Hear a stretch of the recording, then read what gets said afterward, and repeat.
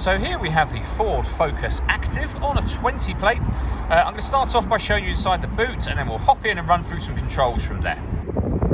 As we approach the boot, you can see we have reversing sensors, plenty of boot space as well, along with that 60/40 split folding rear seat should you wish to increase this space even further. Okay, now that we're inside the car, we're going to start with the dials. On the left-hand side, we have the rev counter, and on the right-hand side, the speedometer.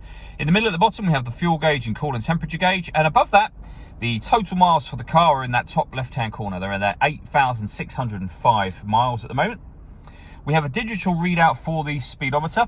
You can change information that's displayed there for various different things. So, for example, your trip computer, vehicle settings. We've also then got a phone, audio, navigation menu, and then eventually back round to the beginning again. And the buttons that I was using to do that are on the right-hand side of the steering wheel here. We have stereo controls beneath that. On the left-hand side, we have the volume for the stereo, and then we have cruise control with speed limiter. Over in the center, we have the main touchscreen for the car. So this is where you can add your phone. Search for your vehicle on your device and select it once it is found.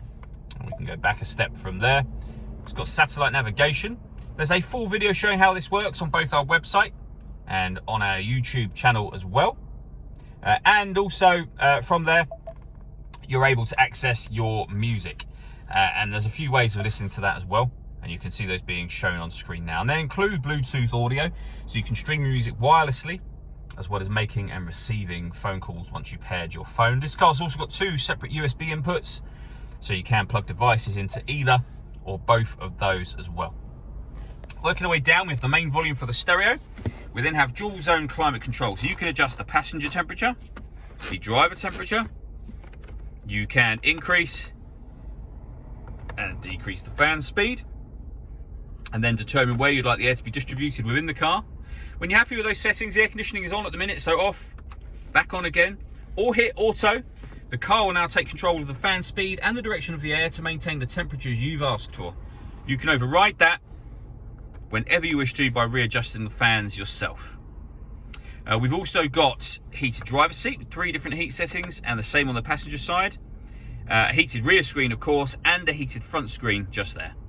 Beneath that section, we have the USB input, or one of the 2 USB inputs, and a 12-volt charging socket. We then have a 6-speed manual gearbox, next to which we have these buttons just here. So you can turn off the stop and start. This car's designed to cut out when it's stationary in traffic to save you fuel. That system is turned off. We can turn off the traction control, and this car will change the driving setup of the car from normal, eco, sport, slippery, or trail, so off-road essentially. And then finally, over this side of the gear lever, you can turn the parking sensors on and off from here. This car also has a panoramic glass roof. There's a button up here that will open up the sun blind.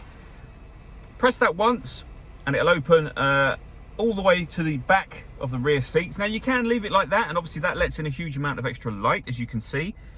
Or you can, if you wish to, open this front section as a proper sliding sunroof as well. All that leaves me to say is thank you for taking the time to watch this video. If you'd like to come and see the car for yourself and have a test drive, please feel free to call any of our MJA sites. We'd love to hear from you soon.